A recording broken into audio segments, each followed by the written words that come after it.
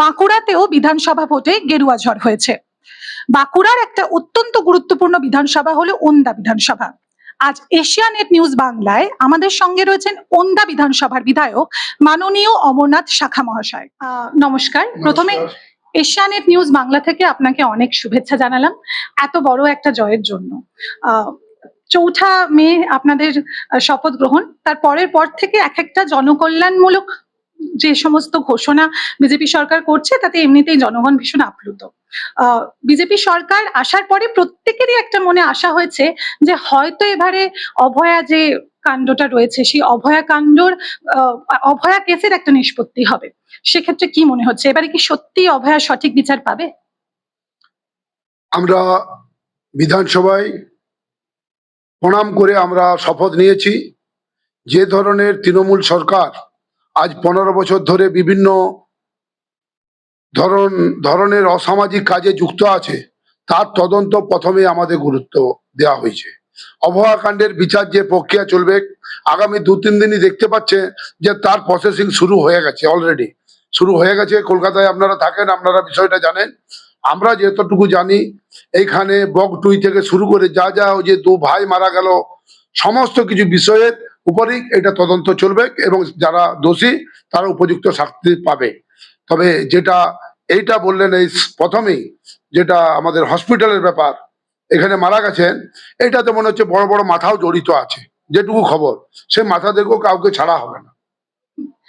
আপনি এখানকার ভূমিপুত্র, যদি ভুল না করে থাকি তাহলে আমি যেটা জানলাম সেটা হচ্ছে পশ্চিমবঙ্গে প্রথম পঞ্চায়েতে যে বিজেপি জিতেছিল সেটা রামসাগর পঞ্চায়েত। তো আপনাকে মানুষ অত্যন্ত ভালোবাসে, কিন্তু একটা সময় আপনি এখানকার বিরোধী নেতা ছিলেন। তো মমতা সরকারের আমলে এই বিরোধী নেতা হয়ে লড়াই করাটা কতটা কঠিন ছিল? দেখুন, আমি সংগঠন স্তরের লোকজন ছিল, কিন্তু তারা প্রশাসনিক লেভেলের যারা আধিকারিক সেই ধরনের আধিকারিককে আমাদের সাথে মেলামেশা করতে দেয়নি। আমরা বিডিও অফিস গেছি, বিডিও সাহেবের কাছে কোনো এন্ট্রি নেই। কোনো বিডিও অফিসের মিটিংয়ে আমরা, আমাদের অধিকার আছে, আমাদেরকে ডাকেনি। আমরা ডিএম অফিসে গেছি বিভিন্ন বিষয়ে আলোচনা করতে, ডিএম সাহেব পেছনের দরজা দিক দিয়ে পালিয়ে গেছে। এই ধরনের ঘটনা ঘটেছে বিভিন্ন পঞ্চায়েতে, যেখানে জনপ্রতিনিধিরা জিতে এসছে তারা ক্ষমতার বলে তাদের যেটা ন্যূনতম জনপ্রতিনিধি হিসাবে তাদের যেটা মানে এলাকায় ডেভেলপমেন্টের জন্য পাওয়া উচিত, কোনোটাতেই এই সরকার সহযোগিতা করেনি। সব খালি লুট হয়েছে, লুট। তবে যদি আমাদের সম্মানীয় আমাদের মুখ্যমন্ত্রী বলেছেন যে এদের ব্যবস্থা হবে, আমাদের মনে হচ্ছে যে জেলের সংখ্যা বাড়াতে হবে। কারণ পঞ্চায়েতে যারা দুর্নীতি করেছে, কে করেনি সেটাই হচ্ছে ভাবা, প্রত্যেকে দুর্নীতির সঙ্গে যুক্ত আছে। আমরাও চাইবো যে 15 বছরের তৃণমূল কংগ্রেস বামফ্রন্টের 35 বছরের যে দুষ্কর্ম কাজ করেছে তাদের একটা বিচার হোক। মানুষ ভয় পাচ্ছে যে বিজেপি জয়ের পরে যারা তৃণমূল ছিল তারা রাতারাতি আবার বিজেপিতে যোগ দিচ্ছে, বা তারা নিজেদেরকে তথাকথিত বিজেপি নেতা বা বিজেপি কর্মী বলে বলছে। এবার মানুষের দুশ্চিন্তা এখানেই যে যারা তৃণমূল ছিল তারা যদি হঠাৎ করে আজ বিজেপিতে যোগ দেন তাহলে তো কোনো সমস্যারই সমাধান হবে না। সেক্ষেত্রে আপনি কি বলবেন? প্রথমেই ধন্যবাদ জানাবো আমাদের রাজ্য সভাপতি সম্মানীয় শ্রমিক দাকে। শ্রমিক দা যে সিদ্ধান্ত নিয়ে দল থেকে দিনের পর দিন যে বাইট দিচ্ছেন, আমরা কার্যকর্তা হিসাবে পূর্ণ সমর্থন জানাচ্ছি।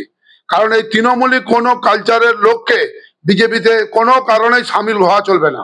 আজকে আমরাও বলে দিয়েছি যে বিজেপি বিজেপির মতোই চলবে, তৃণমূলের সঙ্গে আমাদের কোনো সম্পর্ক নাই। আজকে তৃণমূল পশ্চিমবাংলায় এই ভরাডুবি করার জন্যে, পশ্চিমবাংলাকে বরবাদ করার জন্যে আজ পশ্চিমবাংলার জনার্দন মানুষ তাদেরকে প্রত্যাখ্যান করেছে। তাই আজ ভারতীয় জনতা পার্টির এত বড় জনাদেশ নিয়ে আজ পশ্চিমবাংলায় ক্ষমতায় এসছে। অনেকেই বোধহয় জানেন না, এখানে একটা অনেক বড় সংখ্যালঘু অঞ্চল আছে এবং আমি জানি যে ওখানকার মানুষজনও আপনাকে ভীষণ ভালোবাসেন।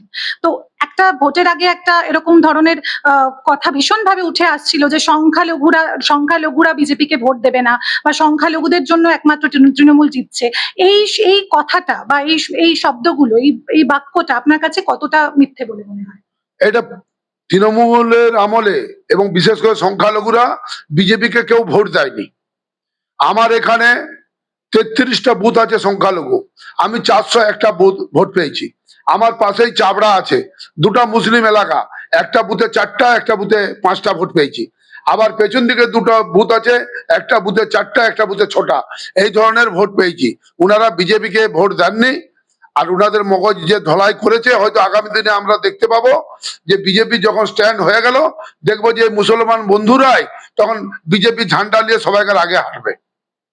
মানুষ আপনাকে অত্যন্ত ভালোবাসে, সেটা ভোট গণনার পরে ফলাফল বের হতেই বোঝা গিয়েছে যে মানুষ ভালোবাসে। আপনার রাজনীতিতে যোগ দেওয়ার যে চিন্তা ভাবনা বা ইচ্ছেটা, এটা কবে থেকে হলো? আমি ছিলাম খেলাধুলা জগতের লোক। আমি ভালো ক্রিকেট খেলতাম, ফুটবল খেলতাম এবং ডিস্ট্রিক্ট পাস করা রেফারি ছিলাম। তো সেই সময়তে আমার এই দীর্ঘদিনে প্রায় 150 বছর হতে যাচ্ছে আমার পাশেই রামসাগর হাই স্কুলে, সেই সময়তে সিপিএম এর দুষ্কৃতিকারীরা বহুত দিনের কাঁঠাল গাছ এবং অন্যান্য গাছকে কেটে বরবাদ করেছিল। আমরা প্রতিবাদ করেছিলাম, স্থানীয় হিসাবে প্রতিবাদ করেছিলাম। তো তখন তৃণমূলের তো একটা, এই সিপিএম এর একটা ইয়ে ছিল, টাইটেল দিত, আমাদেরকে বলতে লাগলো সমাজ বিরোধী আমরা। সেই প্রতিবাদ করার পর থেকে প্রতিবাদটা করেছি, কিন্তু সেই থেকেই সিপিএমই আমাদেরকে বিজেপি বিজেপি বলে আমরা বিজেপি সেই থেকেই করছি। আজ 32 বছর ধরে হয়ে গেল। এই বিধানসভায় কোন কোন বিষয়গুলো খুব গুরুত্বপূর্ণ, যেগুলোতে হয়তো চোখ দিলে বা সেগুলোর দিকে তাকালে হয়তো মানুষের আরো বেশি উন্নয়ন হতো, যেটা তৃণমূল সরকার করেনি বলে আপনার মনে হয়? দেখুন, তৃণমূল সরকার কোন ফান্ডের থেকে পেয়েছে কি পেয়েছে জানিনি। আমি এর আগেও যখন ছিলাম, আমি আমাদের শুভেন্দু দাকে বলেছিলাম, নীতিন গডকরির কাছেও গেছিলাম। আমরা বিভিন্নভাবে ডিএম বিডিওর কাছ থেকে জানতে চেয়েছিলাম যে আমার ওই পাশে অন্তত 5টা যে অঞ্চল আছে নদীর ওপারে, যে আমাদের গামিদ্দা চাবড়া গামিদ্দা বীচ, যেটা এই তৃণমূলের আমলে করেছেন, কোথার থেকে টাকা হয়েছে কি করেছে, 5টা কন্ট্রাক্টর পালিয়ে গেছে। ঠিক সেইভাবে এই ব্রিজটি যে অসমাপ্ত আছে, আমার হচ্ছে ওঁদাবাসীর জন্য সর্বপ্রথম কাজ হবে এই ব্রিজটিকে সম্পূর্ণ করা। আচ্ছা, রামসাগরে একটা অত্যন্ত গুরুত্বপূর্ণ শিল্প যেটা, সেটা এশিয়ার মধ্যে বোধহয় 1 নম্বর, সেটা হলো মৎস্যের ডিমের যে শিল্পটা। এই শিল্পটার ব্যাপারে যদি কিছু বলেন। দেখুন, এই শিল্প নিয়ে আমার মৎস্য সমিতি যারা আছেন, ওই যে একজন আছে, আমরা দিল্লি পর্যন্ত গেছি। আমরা ওই ম্যাডাম ছিলেন, আমি নামটা এই মুহূর্তে বলতে পারছি না, উনি ছিলেন হায়দ্রাবাদের, উনি এসছিলেন। আমি দিল্লিতে তদবির করার পরে কৃষকদের উন্নয়নের জন্য উনি একটা টাকা ফান্ড দিয়েছিলেন, যাতে আমার হ্যাচারি ট্যাচারি যেগুলো করে প্রায় 200 উপরে আমাদের চাষি আছে, তাদের কিছু একটা ডেভেলপমেন্ট হোক, যাতে আমাদের মাছ অন্য অন্য জায়গায় ডিম পোনাগুলো যাচ্ছে সেগুলো যাতে এই সমিতির মাধ্যমে হয়, এই ধরনের অনেকগুলো ডিমান্ড দেওয়া ছিল। উনি কিন্তু কথা রেখে আমাদেরকে, যারা কৃষক, তাদেরকে একটা আর্থিক সাহায্য করেছিলেন। আর সেটাতে রাজ্য সরকারের 27% টাকা দেওয়ার কথা ছিল, উনি কিন্তু 1 পয়সাও দেননি। সেই থেকে আবার সরকার একটা সিদ্ধান্ত নিয়েছে যে ডাইরেক্ট দিল্লি থেকে টাকা দিয়ে দিচ্ছে। ওনারা আবার একটা আইন এনে ওইটা বন্ধ করে দিয়েছেন, কারণ ইনাদের হচ্ছে যত কাজ তার থেকে কমিশন বেশি এই সরকারের। যে জায়গাতে এই সকল কাজে লাগেনি সেই জায়গাতে মোটা টাকা ইনভেস্ট, যে একটা কার্ড মানি আসবে, কিন্তু যেখানে আজ সারা এশিয়ার মানুষকে, এই রামসাগর থেকে 70-75% মানুষকে, 75% মানুষকে সারা ভারতবর্ষের আমরা মাছ খাওয়াচ্ছি, তার কোনো এই বিগত সরকার, এই পশ্চিমবাংলা সরকার কোনো মান্যতা দেয়নি। হাওড়া থেকে আদ্রার রেল চলাচলে একটা সমস্যা আছে, স্থানীয়দের ভীষণ অভিযোগ যে আমরা ঠিক সময় কলকাতায় পৌঁছতে পারি না, কলকাতা থেকে আসতে পারি না। তো এবার কি এই সমস্যার নিষ্পত্তি হবে? আমরা ওটা দেখছি, আর কিছু অভিযোগও আছে, যেটা আমাদের এই সকালবেলার শিরোমণি ট্রেনটা ডাইরেক্ট যেটা হাওড়া যায়, সেটাকে আবার অন্যদিকে কোনো রুট করেছে। তাই রাত্রেবেলায় যখন আমাদের প্যাসেঞ্জাররা ফিরেন, খুব তাদের অসুবিধা হয়। রাত 10টা 10-এর ট্রেন 9টা 50-এর 11টাতে আসে, 12টা আসে, এই ধরনের চলে। সেটা এর আগেও লিখিত জানানো হয়েছে। তবে শিগগির মধ্যেই সম্মানীয় রেলমন্ত্রী মশাইয়ের কাছে যাব, ওনাকে ধন্যবাদ জানাবো।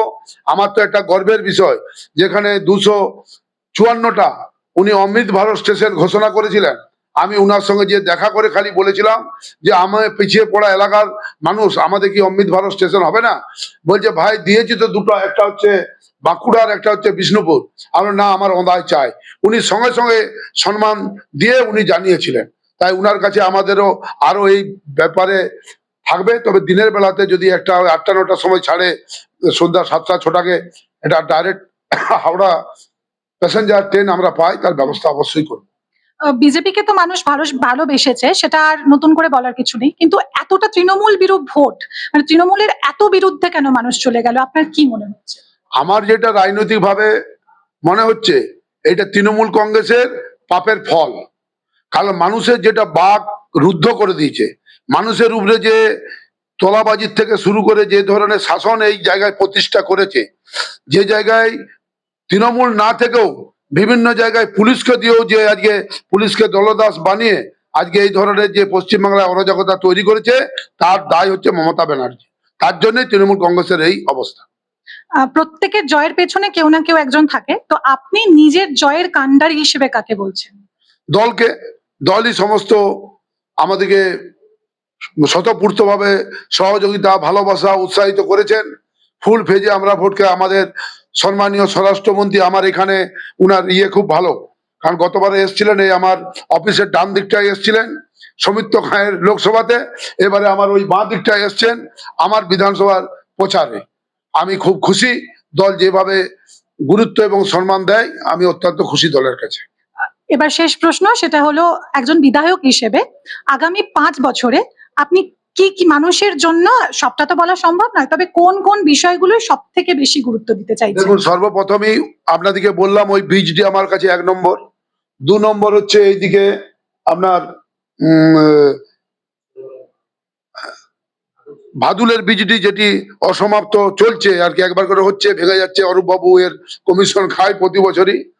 আর 3য় নম্বর হচ্ছে একদিকটা আমার প্রচন্ড কৃষি প্রধান জায়গা, এখানে যাতে একটা স্টোর হয় তার আমরা অবশ্যই ব্যবস্থা করব। তার সাথে সাথে এখানে আমাদের ঘোষ সম্প্রদায়, গয়লা সম্প্রদায়ের মানুষ একটা বিরাট ছানা ব্যবসার সঙ্গে যুক্ত আছে, যাদের ছানা বিভিন্ন অন্য জেলাতে যায়, তাদের যাতে ভালোভাবে যাতায়াত হয়। আর তার সাথে সাথে কৃষিকে প্রাধান্য দেওয়ার জন্য অনেক জায়গাতে ইলেকট্রিফিকেশন পৌঁছায়নি, যাতে তারা সুষ্ঠুভাবে চাষ করে 2টা পয়সা উপার্জন করতে পারে, সেটার দিকে নতুন নজর থাকবে। অনেক ধন্যবাদ। নমস্কার। এশিয়ানেট নিউজ বাংলায় আজকে আমরা কথা বললাম অমরনাথ শাখার সঙ্গে। এরকম আরো গুরুত্বপূর্ণ খবরে জানতে হলে অবশ্যই চোখ রাখুন এশিয়ানেট নিউজ বাংলার পর্দায়। তার সঙ্গে চ্যানেলটা সাবস্ক্রাইব করতে ভুলবেন না কিন্তু। আমাদের ভিডিও ভালো লাগলে লাইক এবং শেয়ার করুন। কমেন্ট সেকশনে গিয়ে জানান আপনাদের মতামত। আরও ভিডিও পেতে আমাদের চ্যানেল সাবস্ক্রাইব করুন এবং প্রতি মুহূর্তে খবরের আপডেট পেতে প্রেস করুন বেল আইকন।